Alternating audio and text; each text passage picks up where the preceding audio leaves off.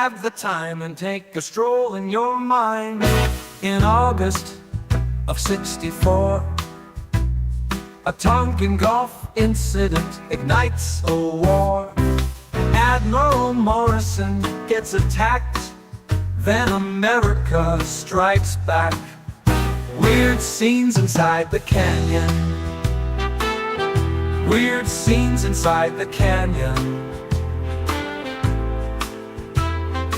Military kids depart the hill, and into the canyon they will fill.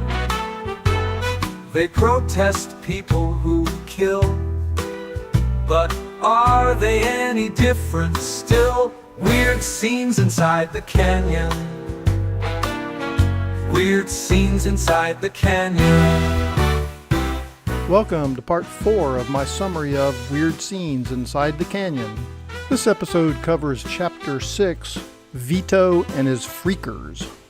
If you haven't seen parts 1 through 3, I'll leave a link in a pinned comment. Vito and His Freakers, the sinister roots of hippie culture. Call them freaks, the underground, the counterculture, flower children, or hippies. They are all loose labels for the youth culture of the 60s. Barry Miles, the author of Hippie. Vito was in his 50s, but he had four-way sex with goddesses. He held these clay sculpting classes on Laurel Avenue, teaching rich Beverly Hills dowagers how to sculpt. And that was the Byrds' rehearsal room. Then Jim Dixon had the idea to put them on at Cyro's on the basis that all the freaks would show up and the Byrds would be their Beatles. Kim Fowley. This is how I remember my life. Other folks may not have the same memories, even though we might have shared some of the same experiences. So begins David Crosby's autobiography, Long Time Gone, co-written by Carl Gottlieb. As it turns out, quite a few other folks seem to remember some people in Crosby's life who are all but ignored in the lengthy book. The names are casually dropped only once, and not by Crosby, but rather in a quote from the Byrds' manager, Jim Dixon, in which he describes the scene at the Sunset Strip clubs when the Byrds were playing. We had then all. We had Jack Nicholson dancing, we had Peter Fonda dancing with Odetta, we had Vito and his freakers. Then Gottlieb briefly explains to readers that Vito and his freakers were an acid-drenched extended family of brain-damaged cohabitants. In his 489-page book, that's the only mention you'll find of Vito and his freakers, despite the fact that they played a crucial role in the early success of Arthur Lee's band, Frank Zappa's band, Jim Morrison's band, but especially the early success of David Crosby's band. As Barry Miles noticed in his biography of Frank Zappa, the Byrds were closely associated with Vito and the Freaks. Vito Paulecas, his wife Sue, and Carl Franzoni, the leaders of a group of about 35 dancers whose antics enlivened the Byrds' early gigs. Alban Snoopy Pfister, former drummer and keyboardist for the band Love, went further still, claiming that Vito actually got the Byrds together and remembered they did a lot of rehearsing at his pad. According to various other accounts, the Byrds did indeed utilize Vito's pad as a rehearsal studio, as did Arthur Lee's band. More importantly, the Freaks drew the crowds into the clubs to see the fledgling bands perform. But Vito and his Freaks were notable for something else as well. According to Barry Miles, writing in his book Hippie, the first hippies in Hollywood, perhaps the first hippies anywhere, were Vito, his wife Sue, Captain Fuck, and their group of about 35 dancers. Calling themselves freaks, they lived a semi-communal life and engaged in sex orgies and free-form dancing whenever they could. Some of those who were at the scene at the time agreed with Miles' assessment that Vito and his troupe were indeed the very first hippies. Ray Manzarek of The Doors remembered them as well. There were these guys named Carl and Vito who had a dance troupe of gypsy freaks. They were let in for free because they were these quintessential hippies, which was great for tourists. By all accounts, the troupe was led by one Vito Paulecas, whose full name was Vytautas Alfonso Paulecas, born the son of a Lithuanian sausage maker on May 20th, 1913. Vito hailed from Lawrence, Massachusetts, or maybe Lowell, Massachusetts. Some accounts claim that from a young age, Vito developed a habit of running afoul of the law. In 1938, he was convicted of armed robbery and handed a 25-year sentence following a botched attempt at holding up a movie theater. In 1942, just 4 years after his conviction, Vito was released into custody, so to speak, of the U.S. Merchant Marines, a branch of the U.S. Navy during wartime. It was ostensibly to escort ships running Lend-Lease missions. Following his release from the service, circa 1946, he arrived in Los Angeles. The author goes through Vito's genealogy, and it looks like the self-styled king of the hippies was probably a Rockefeller descendant. It appears that Vito rather quickly established himself in Los Angeles as a respected artist-sculptor. In May of 1956, there was an announcement of an exhibit by Vito and his students to be held at the Vito Clay Studios on Laurel Avenue. Also during the decade of the 50s, Vito married and fathered 2 children, though that marriage had melted down by the time the 1960s rolled around. On July 7, 1961, he married yet again to the aforementioned Suze, whose real name was Susan Cynthia Schaffer. Vito was 48 at the time, and Suze was just 18. She had only been 16 when they met. Vito and Suze made their home in an unassuming building at the corner of Laurel Avenue and Beverly Boulevard, just below the mouth of Laurel Canyon and practically within spitting distance of Jay Sebring's hair salon. At street level was Suze's clothing boutique, which had been credited by some as being the very first to introduce hippie fashions. Upstairs were the living quarters for Vito, Suze, and their firstborn son, Godo. Downstairs was Vito's clay studio, where he made a living of sorts by giving clay modeling lessons to Beverly Hill matrons who found the atmosphere in his studio exciting. Vito's students apparently included such Hollywood luminaries as Jonathan Winters, Mickey Rooney, and Steve Allen. As for his erstwhile sidekick, Carl Orestes Franzioni, he has claimed in interviews that his mother was a countess and his father was a stone carver from Rutland, Vermont. His family was brought from Italy to cut monuments for the United States. That would make his ancestors, it stands to reason, of considerable importance to the Masonic community. By Carl Franzioni's own account, he himself grew up as something of a young hoodlum in Cincinnati, Ohio. Franzioni, born circa 1934, hooked up with the older Palakis sometime around 1963, and soon after became his constant sidekick. Also in the troupe was a young Rory Flynn, which was Canyonite Errol Flynn's statuesque daughter, and a bizarre character named Ricky Applebaum, who had a half of a mustache on one side of his face and a half a beard on the other. Most of the young girls would later become part of Frank Zappa's GTO project, and a lot of other colorful characters who donned pseudonyms like Linda Bop, Butchie, Beetle Bob, Emerald, and Karen Yum Yum. Also flitting about the periphery of the dance troupe were Navy brat Gail Slopeman and a curious character of the LA music scene by the name of Kim Fowley. Slopeman and Fowley were, for a time, closely allied and even cut a record together, America's Sweetheart, that Fowley produced. In 1966, Fowley produced a record for Vito as well, billed as Vito and the Hands. It featured the musicianship of some of Frank Zappa's Mother's Invention cohorts. It didn't do very well. Slopeman soon found work as an assistant to and booking agent for Elmer Valentine, who we'll meet shortly. Fowley, as with so many other characters in this story, has a rather interesting history. He was born in 1939 and the son of actor Douglas Fowley. He grew up in upscale Malibu, California, and what the author goes into, he had a rather unique upbringing.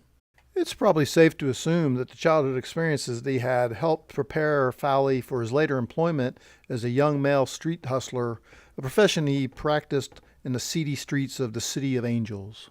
Following that, Fowley spent some time serving with the Army National Guard, after which he devoted his life to working in the LA music industry as a musician, writer, and producer, as well as, according to some accounts, a master manipulator.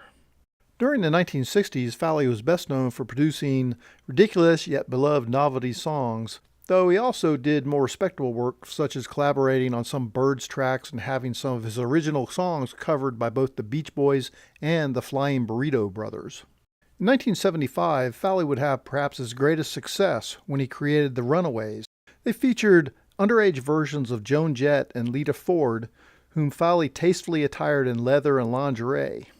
Some of the young girls in the band would later accuse Fowley of requiring him to do things they didn't want to do to be able to be in the group. The guy kind of comes off as a sleazebag. At least as early as 1962, the Freak Troupe was already hitting clubs a couple nights each week, but they had to do so in clubs far removed from the fabled Sunset Strip because there were no clubs on Sunset Boulevard. That, of course, was about to quickly change. As if by magic, new clubs began to spring up along the legendary Sunset Strip beginning around 1964, and old clubs considered to be long past their prime miraculously reemerged. In January 1964, a young Chicago vice cop named Elmer Valentine opened the doors to the now world-famous Whiskey A Go-Go nightclub. Just over a year later, in spring of 1965, he opened a second, soon-to-be wildly popular club, The Trip. Not long before that, near the end of 1964, the legendary Ciro's nightclub began undergoing extensive renovations. Opened in 1940 by Billy Wilkinson, an associate of Bugsy Siegel, the upscale club had flourished for the first 20 years of its existence, with a clientele that regularly included Hollywood royalty and organized crime figures. By the early 1960s, though, the Strip was dead and the once prestigious club had gone to seed. Ciro's reopened in early 1965, just before the Trip opened its doors, and just in time, as it turns out, to host the very first club appearance by the musical act that was about to become the first Laurel Canyon band to commit a song to vinyl, the Byrds. By 1967, Gazzarri's had opened up on the Strip as well, and in the early 1970s, Valentine would open yet another club that endures to this day, the Roxy. Smaller clubs like the London Fog, where the Doors got their first booking as a house band in early 1966, opened their doors to the public in the mid-1960s as well. The openings of these clubs could not have been more fortuitous. The paint was barely dry on the walls of the new clubs when bands like Love, the Doors, the Byrds, and Buffalo Springfield and the Turtles and the Mother's Invention and the Mamas and Papas and the Love and Spoonful came a-knockin'. The problem was that the new clubs were unknown to the public. What was needed was a way to create buzz around the clubs that would draw people in and kickstart the Strip back to life, as well, of course, launch the careers of the new bands. The bands themselves could not be expected to fill the new clubs since, besides being unknown, they also, I know that you really don't want to hear this, and I will undoubtedly be deluged with letters of complaint, but I'm going to say it anyways. They weren't very good, at least not in their live incarnations. To be sure, they sounded great on vinyl, but that was largely due to the fact that the band members themselves didn't actually play on their records, at least not in the early days. And the rich vocal harmonies that were the trademark of the Laurel Canyon sound were created in the studio with a good deal of multi-tracking and overdubs. On stage, it was another matter entirely. Enter then the wildly flamboyant and colorful Freak Squad, who were one key component of the strategy that was devised to lure patrons into the clubs. Vito and Carl's dancers were a fixture on the Sunset Strip scene from the very moment that the new clubs opened their doors to the public, and they were treated like royalty by the club owners. They were really hippies, so we had to have them. If they blessed your joint, they validated you. If they're the essence of hippiedom and you're trying to be a hippie nightclub, you need hippies. As the aforementioned Kim Fowley put it, and with characteristic bluntness, a band didn't have to be good as long as the dances were there. Gail Zappa once candidly admitted that, even at her husband's shows, the real attraction was not on stage. Frank Zappa added, "As soon as they arrived, they would make things happen, because they were dancing in a way nobody had seen before, screaming and yelling out on the floor and doing all kinds of weird things. They were dressed in a way that nobody could believe, and they gave life to everything that was going on." Vito and Carl became minor media darlings over the course of the 1960s and into the 70s. They could be seen in a string of cheap exploitation films, including Mondo Bizarro from 1966, Something's Happening, aka The Hippie Revolt from 1967, the notorious Mondo Hollywood, also released in 1967, and You Are What You Eat with David Crosby, Frank Zappa, Tiny Tim, which hit theaters in 1968. Also, the whole troupe showed up for an appearance on The Tonight Show. According to Barry Miles, Vito also appeared regularly on The Joe Pine Show and in between the bare-breasted girls in the late 50s and early 60s men's magazines. Joe Pine, for those of you too young to remember, is the guy we have to thank for paving the way for the likes of Bill O'Reilly, Rush Limbaugh, Sean Hannity, Michael Savage, Don Imus, Morton Downey Jr., Jerry Springer, and Wally George. He pioneered the confrontational interview style favored by so many today. He debuted as a radio talk show host in 1950 and quickly became known for insulting and demeaning anyone who dared to disagree with him, guests and listeners alike. In 1957, he moved his show to LA, and by 1965, it was nationally syndicated on both radio and television. His favored targets, you may have guessed, included hippies, feminists, gays, and anti-war activists, and his interviews frequently ended with his guest either walking off or being thrown off the stage. Nearing the peak of his popularity, Pine died on March 23, 1970 at the age of 45, reportedly of lung cancer. His ideological offspring, however, live on. And with that, we finish Chapter 6 of my summary of Weird Scenes Inside the Canyon.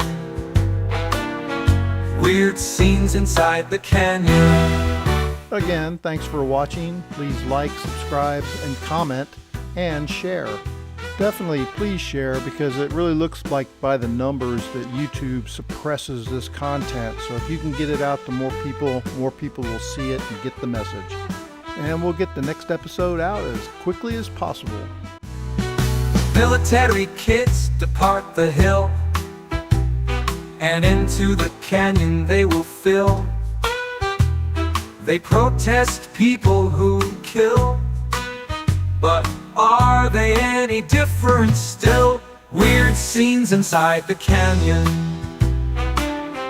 Weird scenes inside the canyon.